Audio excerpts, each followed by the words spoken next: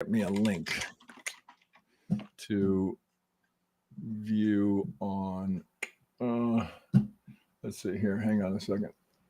I want to get them a link.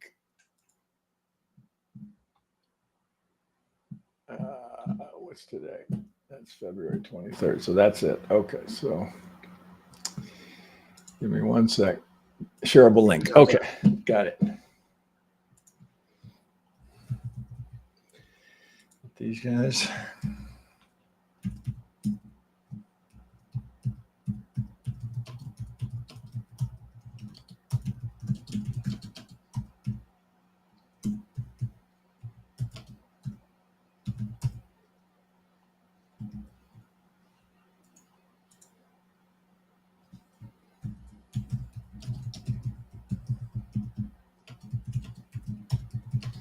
Almost there. We won't have anybody on because they're not expecting us. No problem. Yeah, we get like most of our live streams, like 95% of the viewers watch on replay. Oh, totally right. I mean, everybody does the same thing. Okay, so let me let them know that we're doing that. So we'll get some of our people over, and let's we'll give them a minute or two to see if we can get some joining us, and then we'll just take it on the assumption most are going to watch it. Let me get the chat rolling. Okay, there we go. We'll see if we get a few over here. We'll give it 2 minutes and see if we can get a few people in. Let's see. Are we live yet? Let me get one of my guys here if he's on here to tell me. It looks like he's gone. Let me check over on X. X. Are we calling it X now? I still have to go to twitter.com. Yeah, I'm never going to get used to that. I know. It says we're live. I usually do this with OBS. Okay, so hang on a second. Let's make sure we're live. Now restream it. It says we are live. Oh, hang on a second. I'm gonna.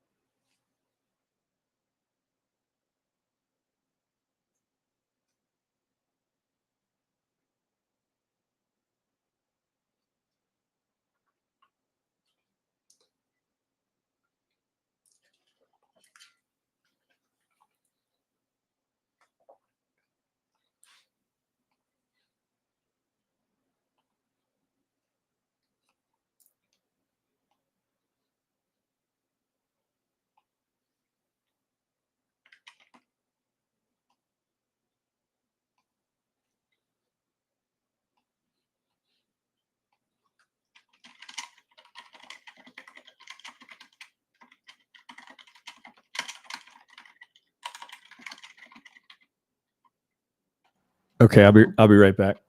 Take your time, man. Oh shit! Now I'm gonna go turn my air down, so I got to turn my camera off, or the thing's gonna follow me. Good old first world problems.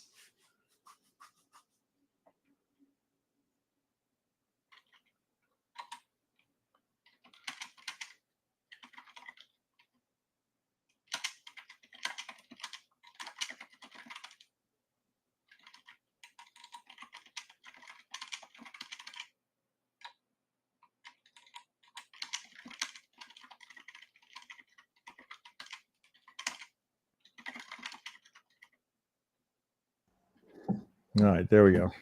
All right, I'm in. I'm going to put yours up. Oh, here, I'll take yours off till you're ready. And let's see if we get, okay. We got about You can 30. still see my screen okay, right? Well, when I make it live, I get, you got to pay attention to what you're telling it to share. Am I sharing the wrong Yeah, thing? well, now you got infinite now. Oh, got it. I'm back on the camera. I see. Yeah. There you go. Now that's your screen. Perfecto. Okay. So I'm going to hide that one and let's see if we can get one or two to join us. And let's leave that. Okay. There we go. Okay. Got it. All right. Well, there's a couple of my guys noticing this. We'll see if any of them get over here. Love it.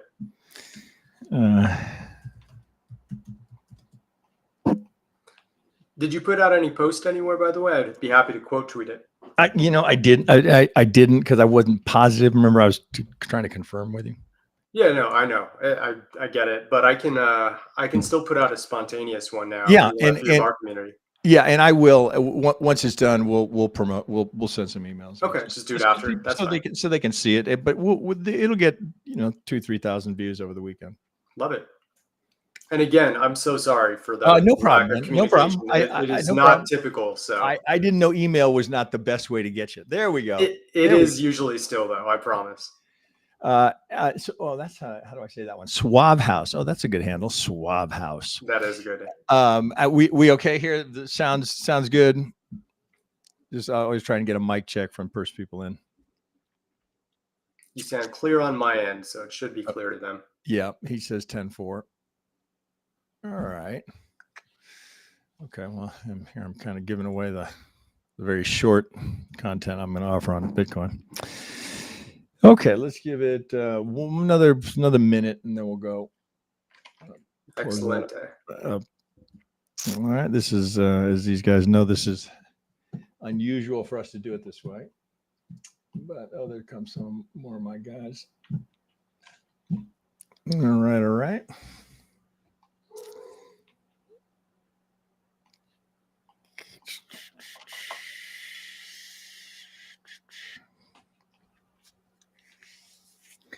All right. Well, that's close enough. All right. We'll just go here and let those join, and then again, most will watch over the weekend.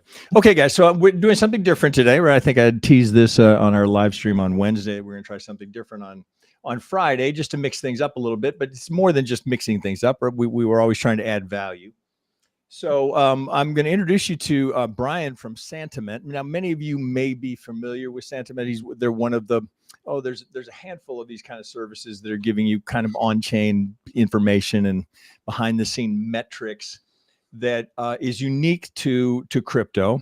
And most people, I find, as I've asked people around about it, they kind of dabble, they look in there, but they don't know how to turn it into an actionable research conclusion, right? So I've looked at the chart.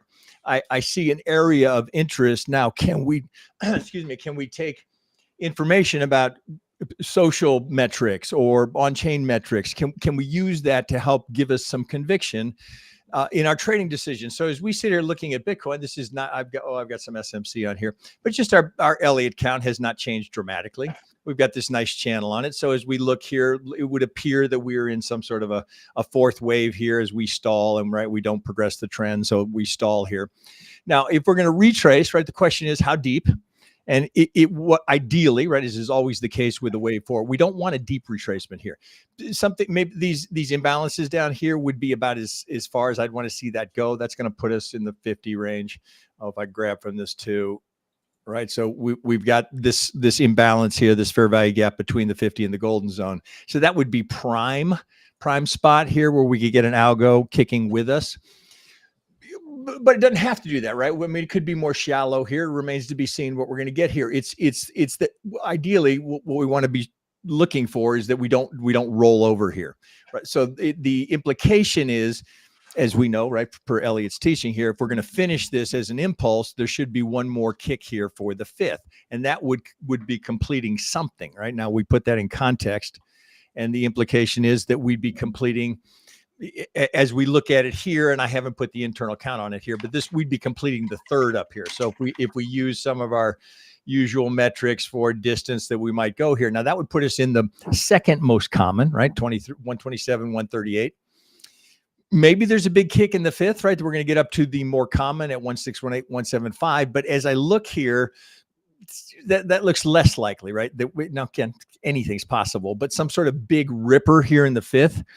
Okay, right. It's likely going to require some sort of, something's going to have to cause that, right? Rather than just, maybe a whale stepped in to sustain it, to get it up here, right? Now we're talking, that would be a new all-time high, right? If we're going to get 1618. So maybe not on this push where that seems more likely. And if we just reasonable deduction about what we might expect here, more likely we get that here in the fifth, right? So if you're anticipating, okay, where could this go? And promise you, I'm going to bring Brian in here. Something like this, into all of this consolidation before we go up to the fifth, right? And that's where we can challenge those highs. So anywhere down here would be areas of interest at the higher degree. If we can get some demand down here, that doesn't need to be. Let's just go here. So it's something like this, right? We come back into this consolidation. That would be ideally suited, right? Again, we're going to use our tools.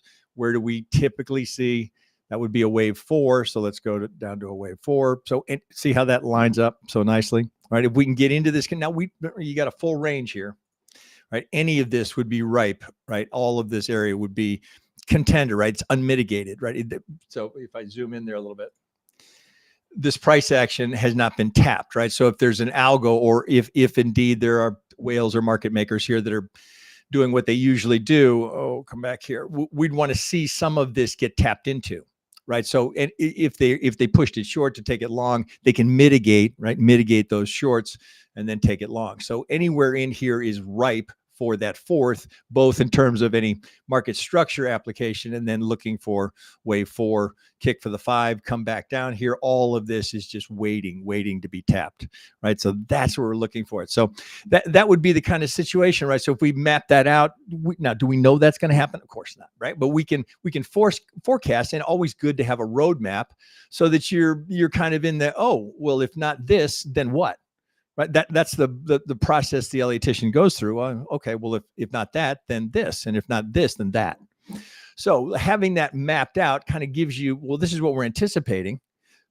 If we're not going to do that, something unusual is happening. All right, so let's see if we can translate the information that Brian's going to offer up to us through their service and see if that can give us a little more conviction into the idea of being buyers here.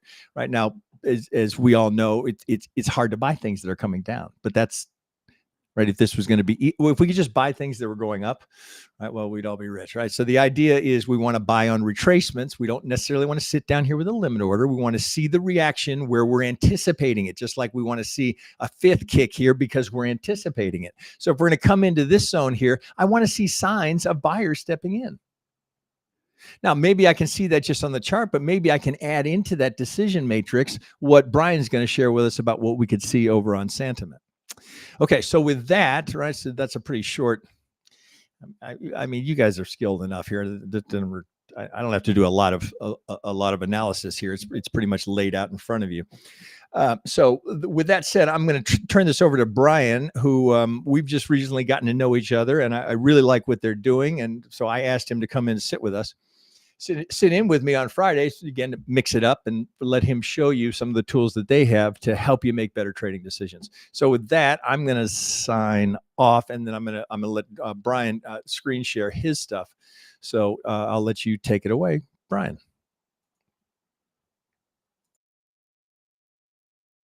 Okay, you should be up and on.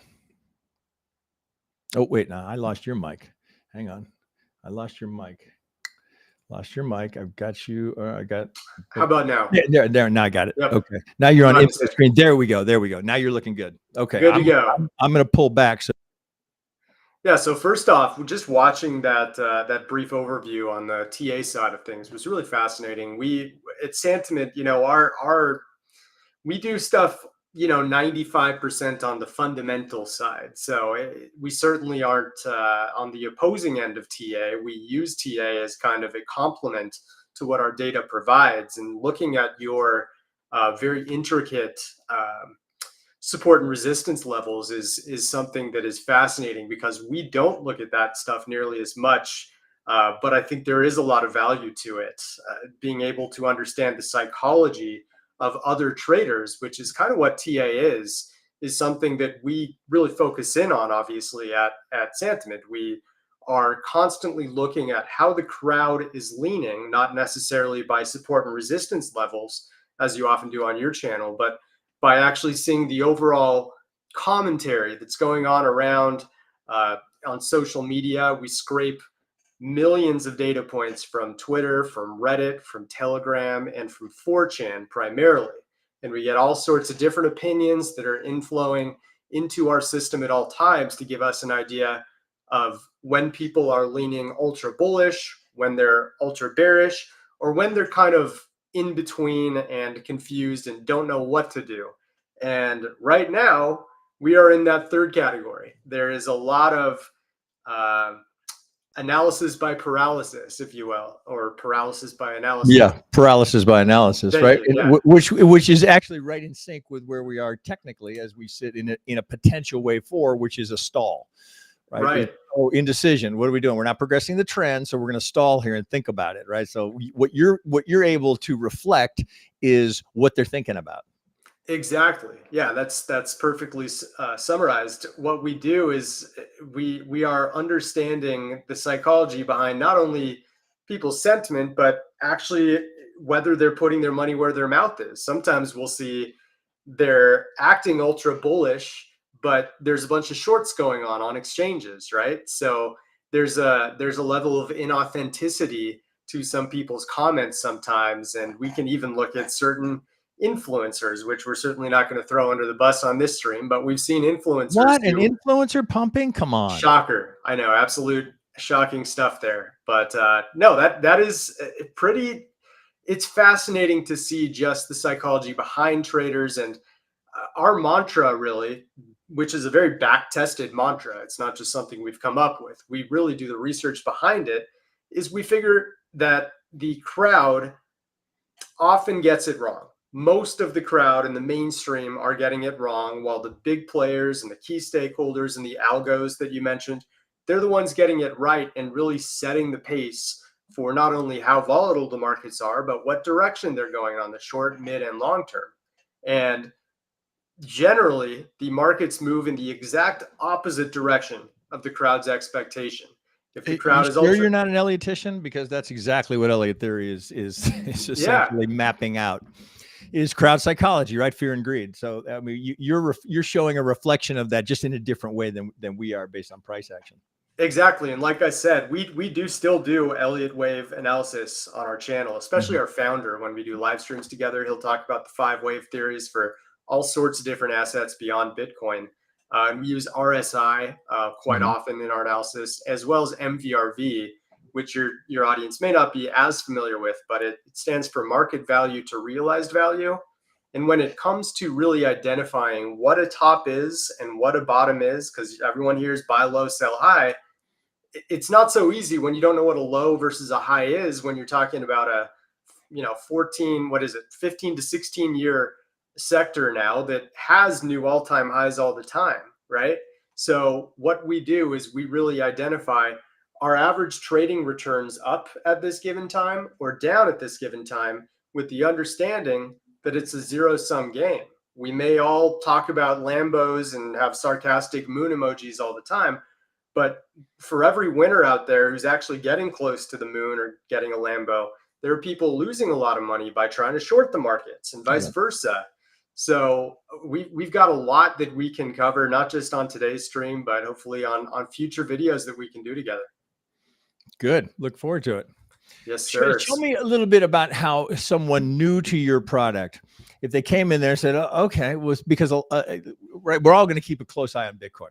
But one of the other things that we often are wrestling with amongst our members and just traders in general. Okay, I've got 3 or 4 positions. I'm looking for something new.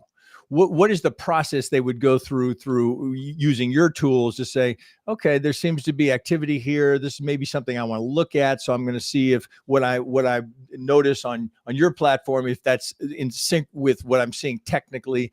Do those fit together? Again, back to where I started, which would give you more conviction in pulling the trigger. Yeah, that's an awesome question. And generally, I advise people to start with our data screener. This is kind of our home base, where you've got an idea for which assets out there are up, which assets are down. This is with the assumption that you want to trade into altcoins. For Bitcoin specifically, I'll get to that in a moment. Okay. But let's say you're trying to simply understand which assets out there have teams that are dedicated to actually innovating and improving their product. It sounds basic, but some teams are a lot more active than others. There's meme coins out there that aren't active at all and are based purely on speculation. But if you want to start with just putting some safer assets in your portfolio where you're backing an actual team, sort of like backing a company that actually has a good infrastructure behind it. Use case.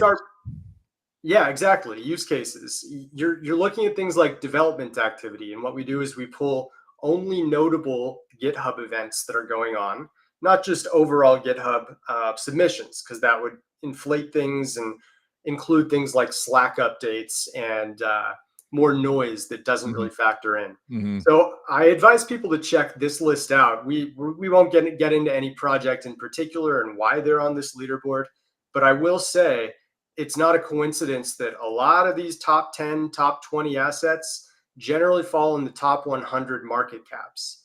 And it's usually because their team is so dedicated and constantly working that they get more confidence from the traders who are pouring money in. It's not just the value of the coin, it's the speculative value based on how confident the crowd can feel about assets like these that have dedicated teams. So that's a great place to start if you're just looking to kind of fill out your portfolio with various coins and you're trying to hedge your bets, right? Now, if you want to go directly into Bitcoin, there's maybe a dozen or so key indicators that we can look through to really get an idea of what's going on behind the on-chain curtains and the social side of things.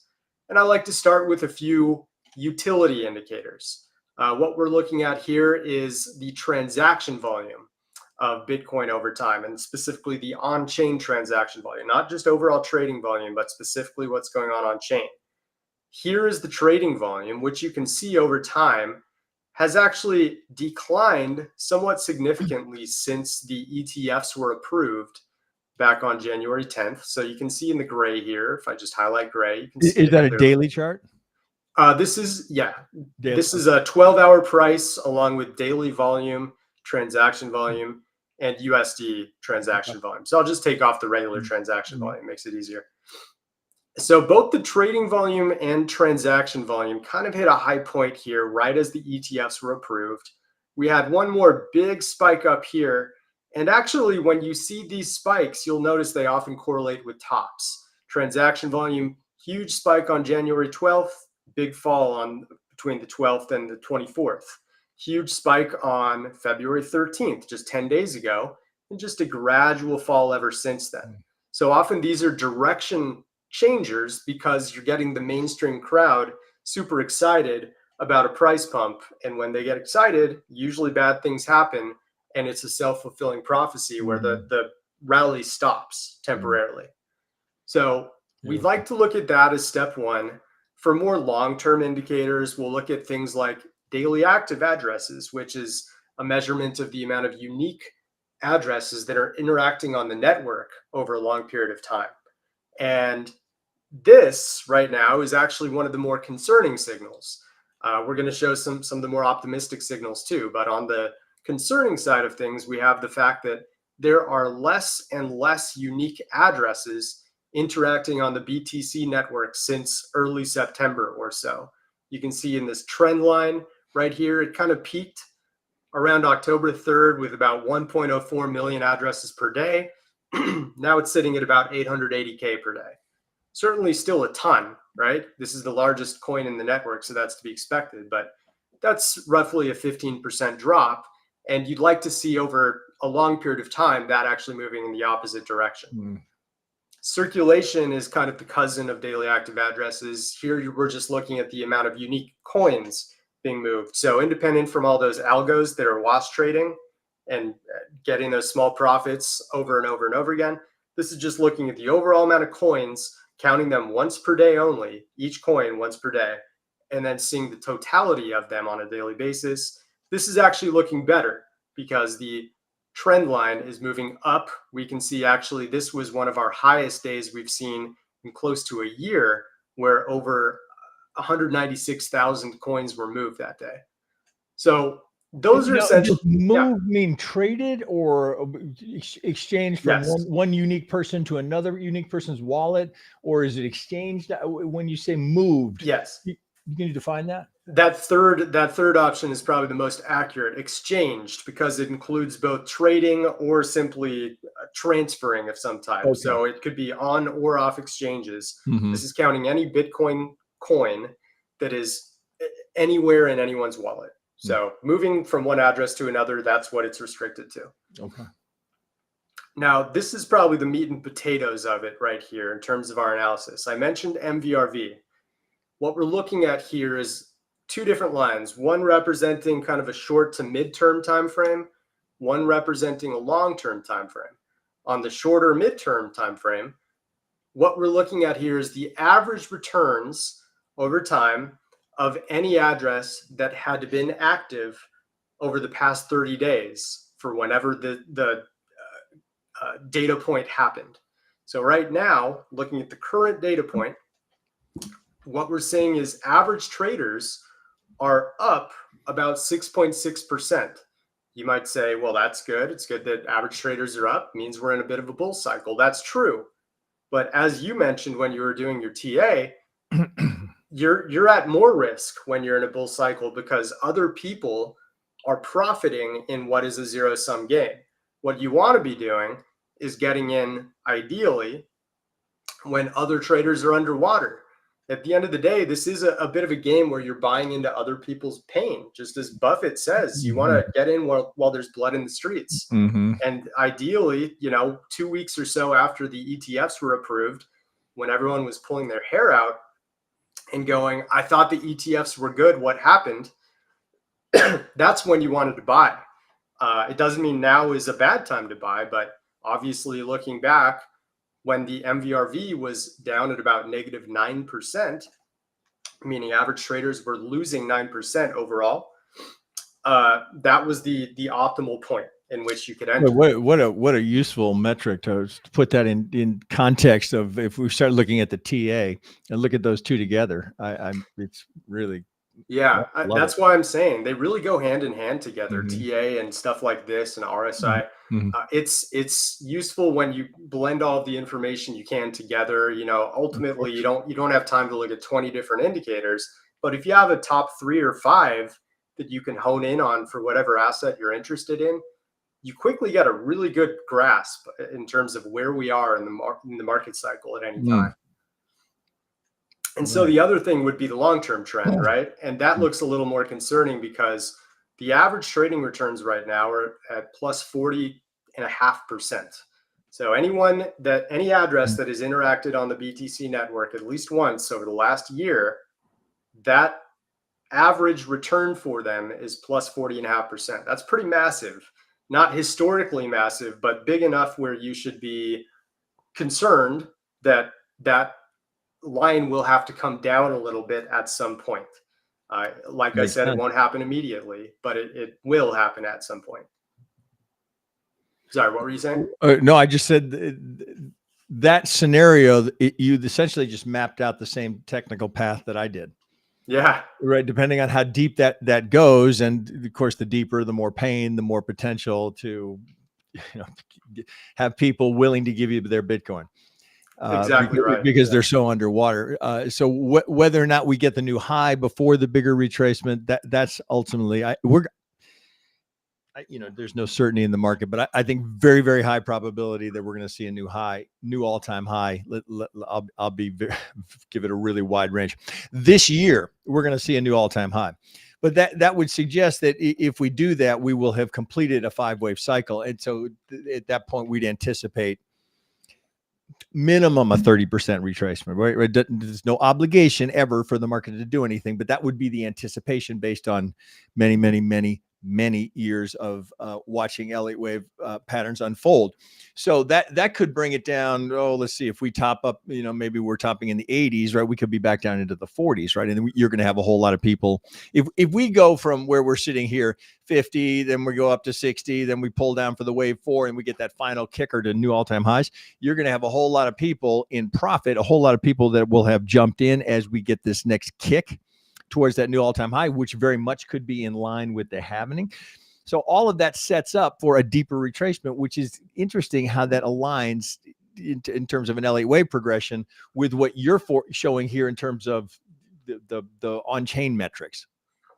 Yeah, exactly. I think once again, they complement each other well. And I think that your forecast is something that has some good probability right now. Mm-hmm. Obviously, both you and I, we don't make direct investment advice, but it does seem as though we are heading in that direction, Right. Given enough time. And obviously with the Bitcoin having about 8 weeks away, a little Yeah, under it's 8 coming. weeks now. April. I think it's mid-April 16th, something mid-April.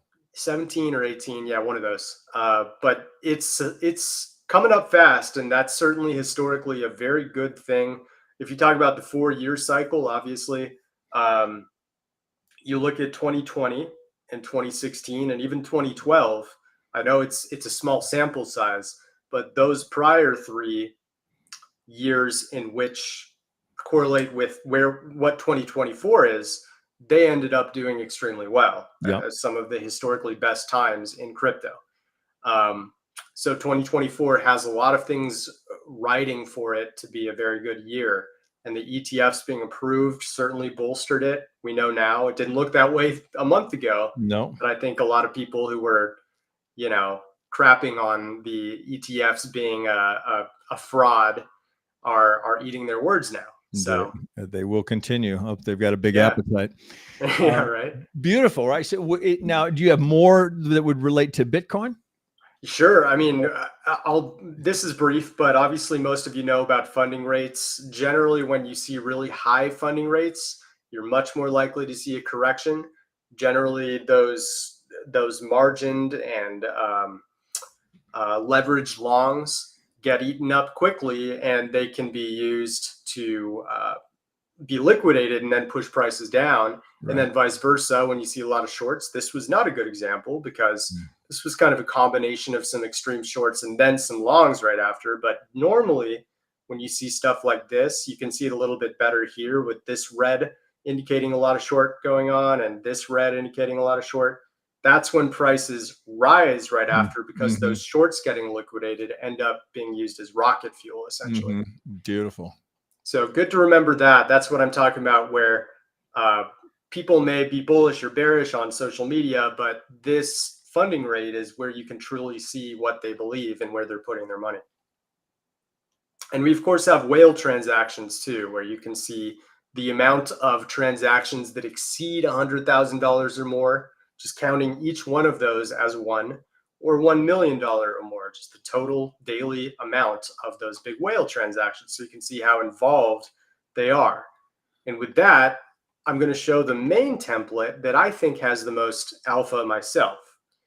And it's up for debate. There are several like MVRV that really challenge it for having the most alpha.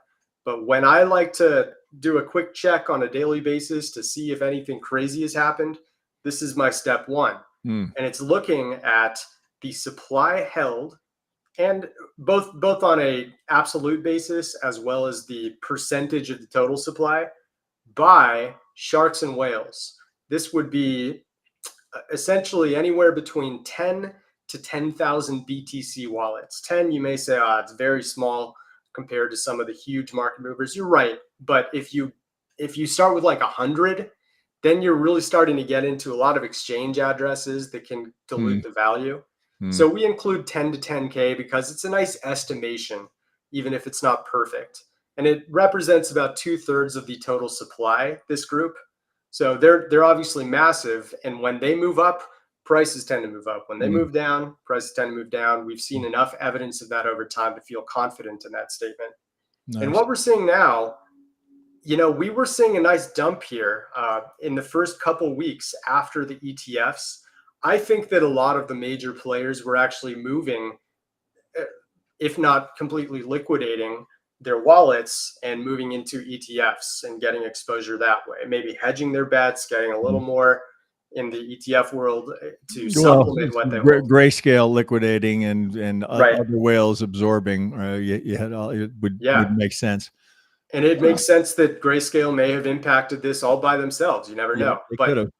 But for whatever reason, in late January, they shifted course and began to accumulate. You can see right here, if you look at the top left of my screen where it says 12.98 million, that's how many coins were held by 10 to 10K wallets collectively.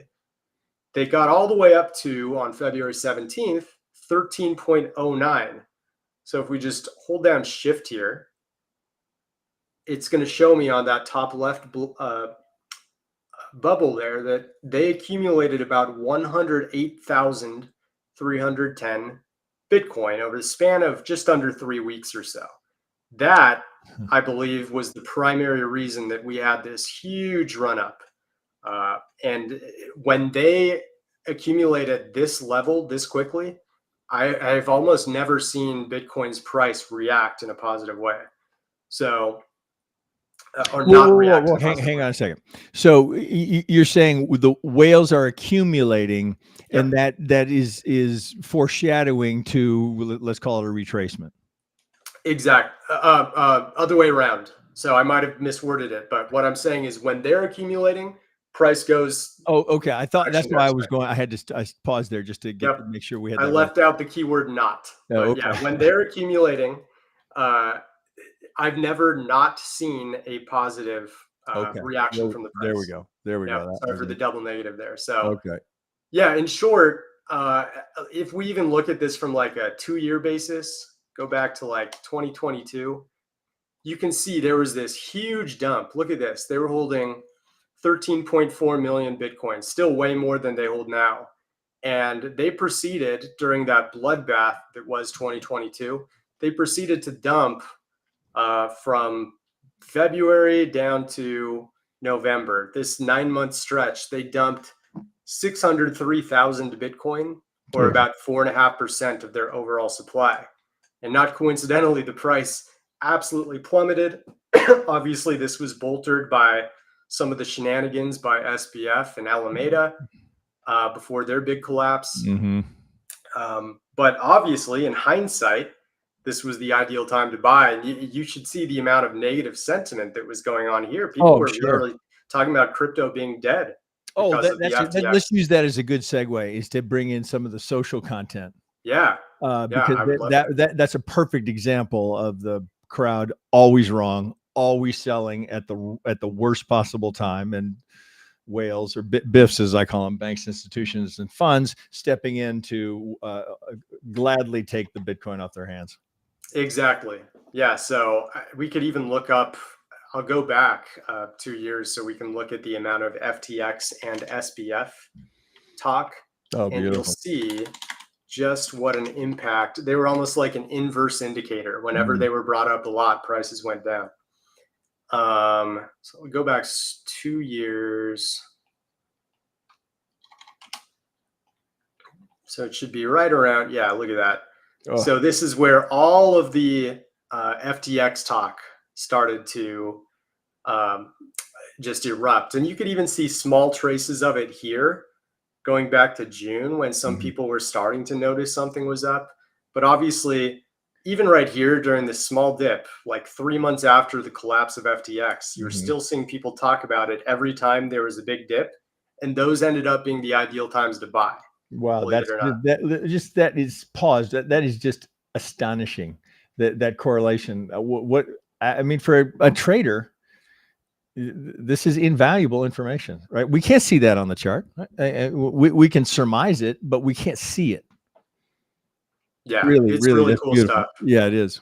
And you can even break it down by platform for those who are really interested in getting granular. Telegram, they all had the same spikes. 4chan, we had our data a little bit later. That's why it doesn't show. But Twitter, Reddit, Telegram, all very similar. Twitter tended to talk about it a little longer than the other two. It's the extreme, right? That draws your attention. It's like, oh, holy shit! Look at how this stands out, right? Just statistically, it's such an extreme. That's the time to take action, right? Which is hard to do, right? Because everybody was sure. Oh fuck, oh man, is it over? Right? Oh, exactly. God. Because every time I open up my phone and look at my feed, it's crypto's dead. Crypto's dead.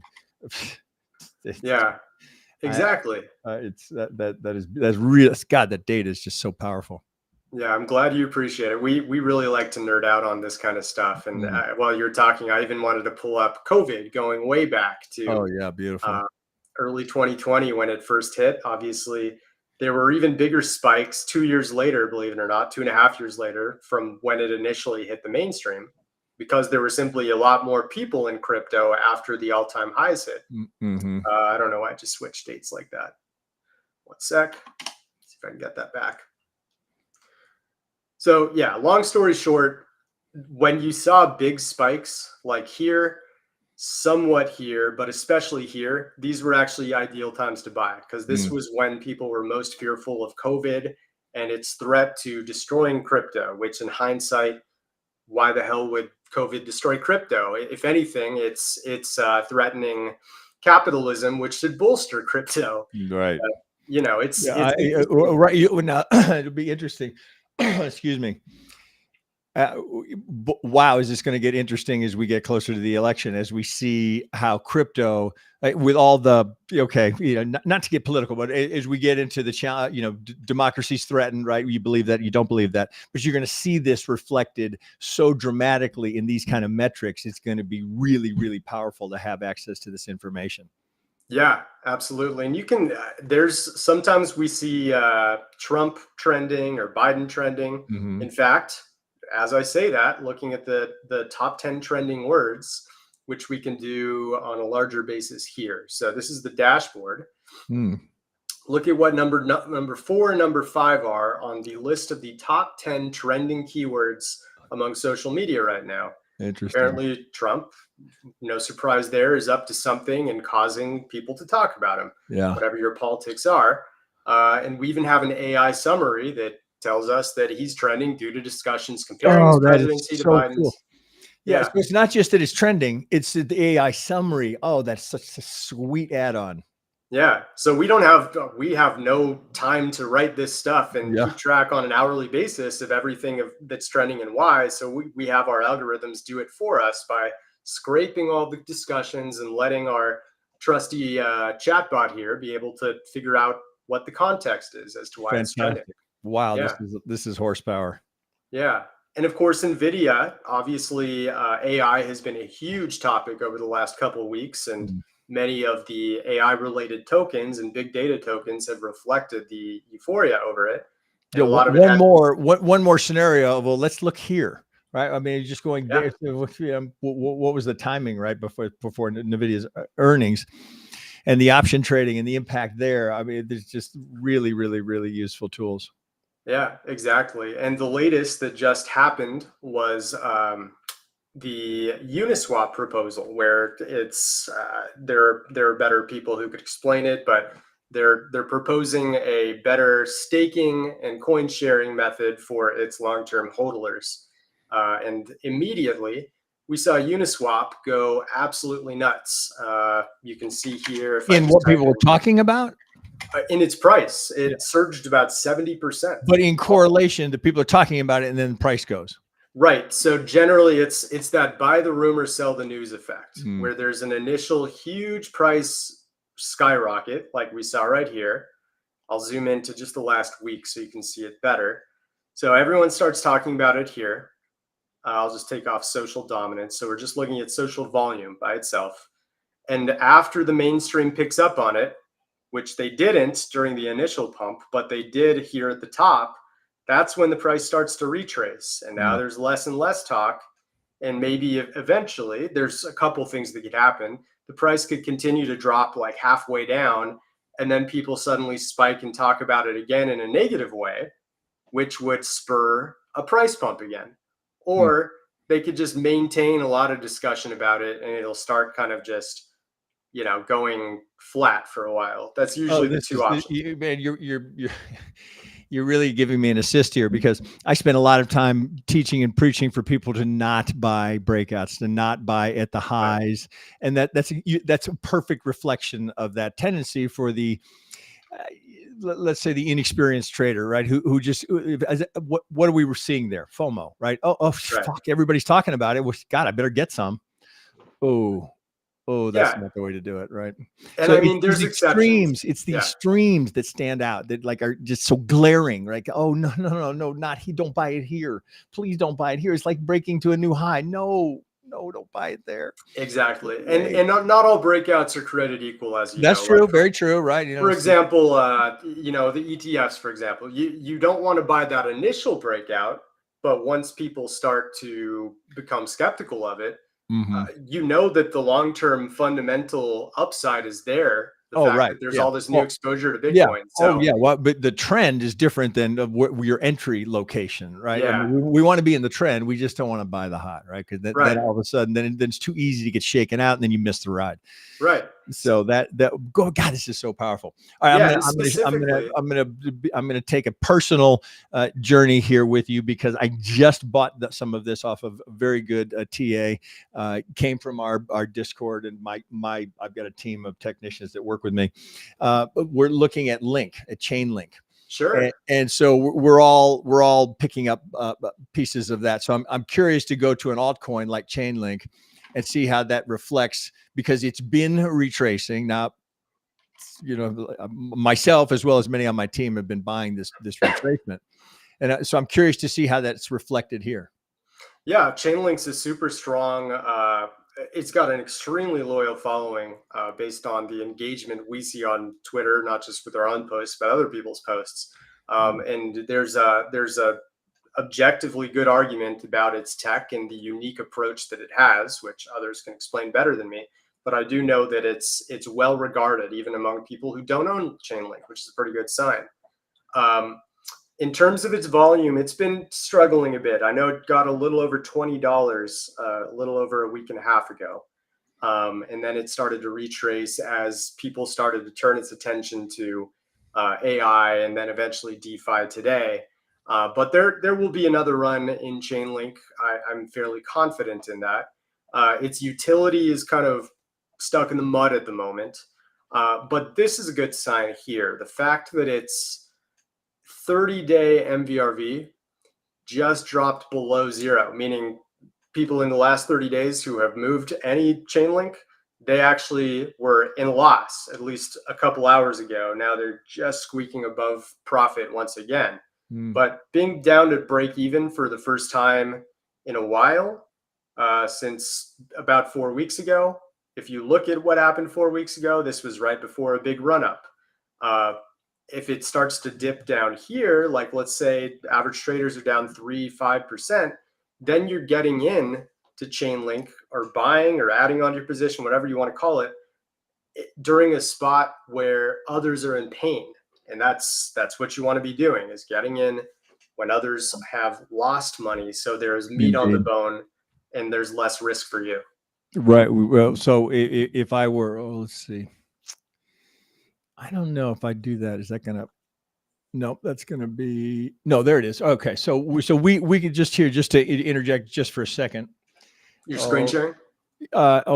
Is it screen share? Yeah. So just go going right here, that this is where I started buying, and we'll buy it unless we break that, right? If we break this, then my count is off, and likely it's more like this.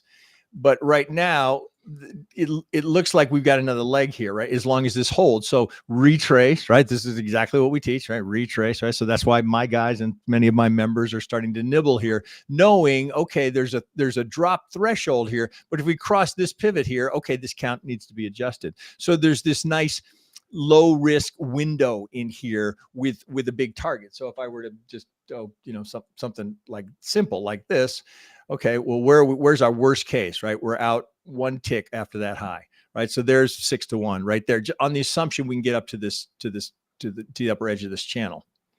Now, do we know that's going to happen? Of course not. But here we've just come into an imbalance here. You've got a 50. All of this just lines up with everything you've just pointed out, as in, oh, okay, maybe people are souring just a bit. Well, that's souring. Oh, that's our opportunity. Right. And of course, when we talk about any altcoin, you still need to pay attention to Bitcoin's overall health, which looks decent, not great, not bad, but Bitcoin I just pulled my screen off, so you're on infinite screen now. Perfect. Got it. So you know. Yeah, there you go. So here's my Chainlink chart once again. So in short, what we're kind of seeing right now in terms of just the overall altcoin landscape is there was a big push toward AI because that was the hot topic when Sora was released at the beginning of the week, and NVIDIA had its amazing quarterly report a couple days later. Now we're seeing a bit of those profits. If I had to make presumptions, which I think there's good reason to believe, those profits from AI are going into DeFi at the moment because that's the new hot topic, and those prices have been more suppressed. After DeFi dies down a little bit, and people get away from the Uniswap excitement, that's where I think we'll start seeing some of the top caps like Chainlink and XRP, Cardano maybe. A lot of people have polarized opinions of these, but they tend to go up in unison. Chainlink has been one of the better performers when those top caps do pump, which is a good sign. It's also one of the better developed assets, by the way. Probably the two most controversial would be Cardano and XRP in terms of exactly. where you likely have the most conflict about sentiment, those being extremely bullish. I'm one that's extremely bullish of it. Cardano, I'll let the chart, take me through it. But Ripple, I think, is inevitable. If you've tried to wire funds lately, you'd come to the same conclusion, right? It's just they're ripping you off at such a level that at least we have a potential solution with Ripple if we can get the government out of the way, but that remains to be seen. Yeah, and I won't show it on today's show, but we actually have a special Ripple dashboard. Oh, do you? Maybe we can talk about in the future. Yeah, and it basically good. shows. Maybe next time you come on, if it starts to go, we'll look at that and see where was it. We'll circle back to this date and see where it was today as we teased the dashboard, and where is it? If they start to get some legs. Exactly, I'd love to do so. And as far as Chainlink goes, circling back to it, I mean, it looks okay. I would probably wait till these longs die down. I'm still seeing a concerning amount of people who are trying to really aggressively buy the dip here, even though we're break even on average trading returns. Ideally, you want to wait till it's flattening out this green section here and not having a bunch of these long spikes. Or even better, if you start seeing people really doubt Chainlink and short it, then you're really getting in at an ideal time based on history. But yeah, overall, I mean, there's a few other metrics. I won't go into it too much for the sake of time, but you can also see when dormant coins are moving a lot, which is really cool. This is an age consumed spike. What we do here is we multiply the amount of tokens being moved at any given time. This is just one day on February 1st. And we multiply that by the age in which the tokens had been sitting dormantly in their wallets. So let's say it's a 5-year-old wallet that hasn't moved their link once, and all of a sudden 100,000 link, I'm probably exaggerating a realistic amount, but let's say it's 10,000 link that are suddenly moved. That would cause a huge spike like this, indicating that a bunch of coins that were collecting cobwebs are suddenly back in circulation because they're out of this completely comatose wallet where they were just kind of collecting dust. So that's often something that will spur on big runs. Even back here, you can see a huge spike, and instantly we see Chainlink go on this massive run that was, if I remember, a much bigger run than most other altcoins during this time. How was it today? What's that? That was its first really suggestion that it was going to be a major player. Yeah, exactly. If you look back over its history. Yeah, and Chainlink's had a couple of years where it's really started to. Well, it had a very long after the bottom of the FTX cycle. Boy, just an incredible base that was built, and now we get the net result of that, right? Cause and effect. Yeah. And I think the last thing on this call that I would want to mention is just the midterm trends. So we have like mainstay topics that are often going to be brought up, whether it's now or 6 months from now, like the Bitcoin ETF or, the CPI reports when they come out every month always have a jarring effect on the markets one way or another. Inflation concerns or a good inverse correlation. And then like even mentions like, are we in a bull market or are we in a bear market? When Traders talk too much about us being in a bull market. That tends to be when things flatten out or even retrace. When people talk about us being in a bear market, like this example here, or that's a pretty good example too, that's when we tend to see prices run up directly after.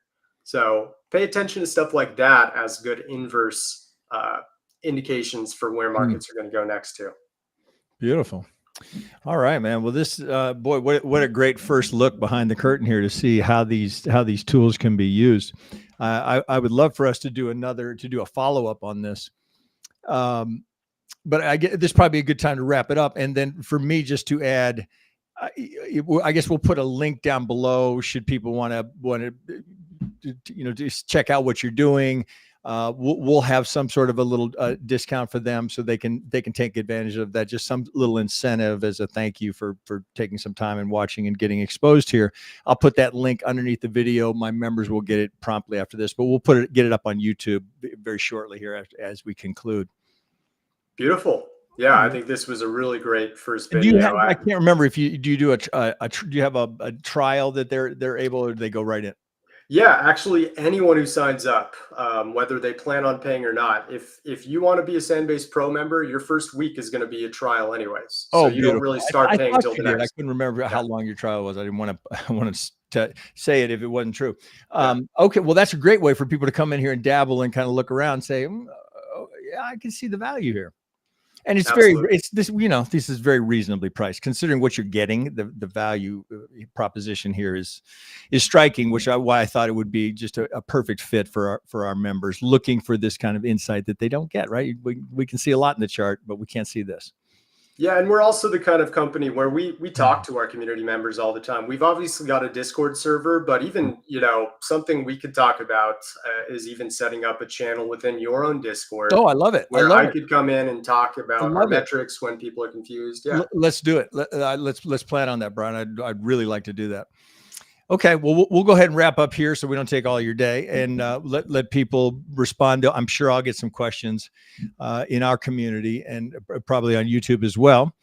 They know where to find you. Those links with a little promotional kicker and some things to make that worthwhile to them will be underneath the video. We'll make sure of that, and then we'll just wrap it up here. And again, I thank you for your time.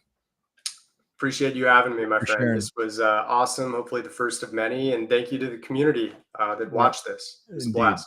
Okay. You guys have a good Friday. Thanks again. We'll catch you guys next time. Take care. Thanks, guys. Brian.